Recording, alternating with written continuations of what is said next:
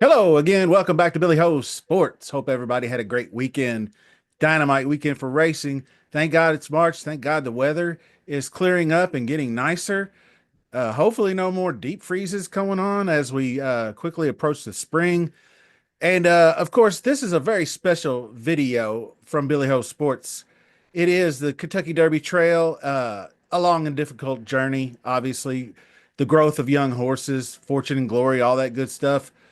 The Kentucky Derby Trail is a months long. Obviously, we always talk about that, but only 20 make it out of hundreds. So many obstacles, similar to like crossing the Oregon Trail, undiscovered country in the 1800s. For many owners and trainers, it begins as the 2-year-olds when they start showing those promising races in the late summer, fall, uh, like the Champagne, the Iroquois, the Kentucky Jockey Club, the Breeders' Cup Juvenile, obviously, can give somebody a big leap on the others. And others are late bloomers and haven't even developed yet. So, like the Oregon Trail, where pioneers set out on the long, treacherous journey in search of fortune and glory, only the toughest make it to the end. And, of course, back then they had the rough terrain, disease, all kinds of unpredictable conditions. So the first Saturday in May, it will be a long road, and these horses do face tough conditions. So swap out your wagons for race horses and your pioneers for trainers and jockeys. The Kentucky Derby is kicking in the first Saturday in May. Starting point is the fall and the early winter races, and this is kind of like a road to the Derby, just like settlers gathering supplies and picking their route. 2-year-olds like Breeders' Cup Juvenile, early Derby preps. Jonathan's Way got it started with a win at the Iroquois at Churchill Downs. Then we saw Chancellor McPatrick assert his dominance in New York in the Champagne. East Avenue over here at Keeneland, big effort in the futurity there, which that race was won by Locked, who we saw just absolutely decimate the field in the Santa Anita Handicap. Then you had Sovereignty, who took the Street Sense Stakes at Churchill Downs, which led us into the Breeders' Cup Juvenile. A Star is Born on that day. Bob Baffert's Citizen Bull, who'd already really been a multiple greatest stakes winner, took that race by the horns and won going away, claiming the 2-year-old champion horse of the year as a juvenile. And so things calm down a little bit. We come back to Churchill Downs for the Kentucky Jockey Club, where we saw a Canadian turf to dirt horse win a big one for Owen Hardy as the trainer. And that wasn't all Hardy had in his bag of tricks. He has yet another turf to dirt horse named Poster, who got it done in the 9 furlong Remsen Stakes. So a couple of those to keep in mind from some lesser known trainers than your Bafferts and your Pletchers and your Coxes and your Browns. How about trainer Lonnie Briley? Not front page news like those others, but he's got the leading horse in the points race. We saw him first win the Springboard Mile. Then he surprised us twice at Oaklawn, winning a pair of huge prep races, and now riding a big win streak, which is Cole Battle. His Rebel Stakes win was a thing of beauty. Mike McCarthy has a nice one in journalism, winner of the Los Alamitos Futurity. That's not all we'll see from journalism. If you stick around, we've got more to come.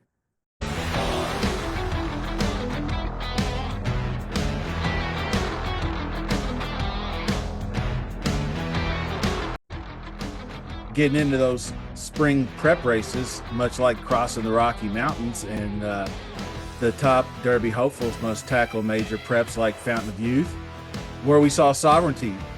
He showed his supreme authority, so to speak, down the stretch, chasing down Todd Pletcher's River Thames. On his pace with a horse by the name of Neo Equos leading the way. Then River Thames was pressing him in second, Sovereignty farther back off the pace. It was concerning for a moment as he was losing ground about the half-mile point, but Junior got on him in time, unleashed a furious surge around the turn, closing like a banshee. Once he was clear to the right of River Thames, he punched the gas and went right by. Excellent ride by Junior Alvarado. River Thames did everything right. He pressed in the three-path around the turn, broke 3 wide, took the lead, just couldn't hold on. So encouraging to see him get 2 turns because I wasn't really sure with his average win distance of his sire. But the big dog in that race was Burnham Square, who won the Holy Bull previously. Pretty average out of him, really. Both he and Sovereignty are firmly on the Derby Trail, though. So Sovereignty received a 98 Beyer speed figure for that race. Now, upstate New York, we go to Aqueduct, 1 mile Gotham Stakes. Went back and looked at my preview video for my analysis for Flood Zone, and he had been overlooked by the public in his previous 2 races and winning the most recent one over the heavy favorite. Once again, 17-1 Flood Zone breaks well, goes to the lead. Followed by the favorite Sand Devil in that race. Then my top pick was Sacrosanct, which I was a bit off on that one. But anyway, Sand Devil, Flood Zone, and then Normandy Coast, who was kind of a value play as well. 3 wide during the first half of the race, and that's when the 2 leaders separated. Normandy Coast faded. Flood Zone poked ahead around the turn. Garamond closing in there as well, making a run. My Matoli had some rally as well, but nobody was going to stop the underdog again. And Brad Cox just claimed this horse January 4th. So you know how smart he is. Now he's got another bullet in the clip. He's got horses like Disco Time, John Hancock, Patch Adams, and the rest. Flood Zone did get a 98 Beyer for that win. So the third of those major prep races this weekend was going out west, a showdown at the OK Corral. The $3 million baby Barnes, the heavy favorite, 2-5. Stablemate Rodriguez looking to get some points of his own. And of course, Mike McCarthy and journalism. Although Mike McCarthy doesn't send horses to the Derby every year, which he's maybe had one, well-versed in how to train a champion. Props. Shout out to Capper. He goes by Capper_RMac. So that's at Capper_RMac on X. So go give that guy a follow. He's always really good with information. Pointed out that journalism really only needed to run well. A second place finish with a good effort would have been fine. Actually, the connections after the race said he wasn't even fully cranked. Well, anyway, ahead of the curve, so to speak. They all broke pretty well. 5-horse field. I got some news on that in a minute. So hang loose. Big doings in the 5-horse field. So Rodriguez following Barnes. Barnes just got the front by default almost. Rodriguez, and I actually got an extra thought on this as well. Followed by journalism, who tucked to the rail for the ground saver. Barnes had it all his way. Opening quarter in 23 3/4. Then the wrinkle came, I think, when number 5, Smooth Cruising, tried to apply some pressure on the outside of Rodriguez.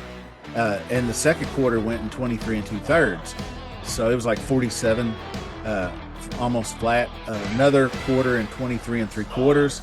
All the while, journalism is cranking it up around the turn. And once he hit the stretch, he had the laser eyes pointed on Barnes. A quick twirl of the whip by Rispoli, and it was on. I mean, he just got even with Barnes and just kind of looked at him and flashed him the peace sign and then blew by. And maybe Hernandez knew he was beat. He knew he didn't have the horse to try to respond, so he just let him go. Really no need to push him. But he will certainly need to get points in the next race. Absolutely. And here's why. Normal circumstances, Barnes would have received 25 points, which would have likely qualified him for the Kentucky Derby. But since a horse scratched out and there was just 5, the adjustment was made for to reflect a 3/4 points distribution. So journalism winning that race got 37.5 points. Barnes got 18.5.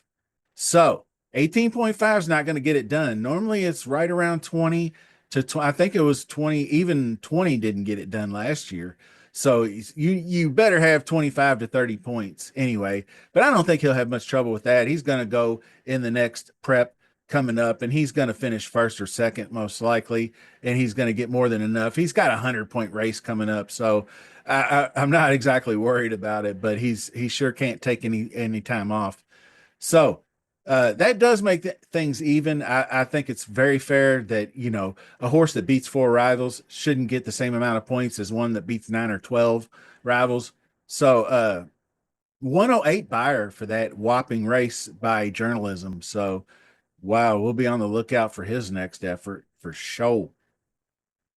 So, with spring swiftly approaching, it's survival of the fittest qualifying for the Derby, basically. And this is where things begin to go wrong, as we saw with a great horse winner of the Risen Star Stakes, Magnitude at Fairgrounds. That was a couple weeks ago. Not only did he go wire to wire, he absolutely blew the field out. Half brother to Epicenter, who did similar in the previous year. Magnitude quake of 11.5 on the Richter. He got clear by 4 in the stretch, drove home by 9. 2 days later, a cracked ankle, and he's off the Derby trail. It's so unfortunate. I feel bad for Steve Asmussen because that was such a breakout race, and I was so happy to see it. Then another one, less no, not known, but lesser extent to me. Ferocious was still looking for a breakout. I wasn't very impressed with him, but he's got a muscle tear and he's off the trail too. And there will be more, and that's just the nature of the beast, really.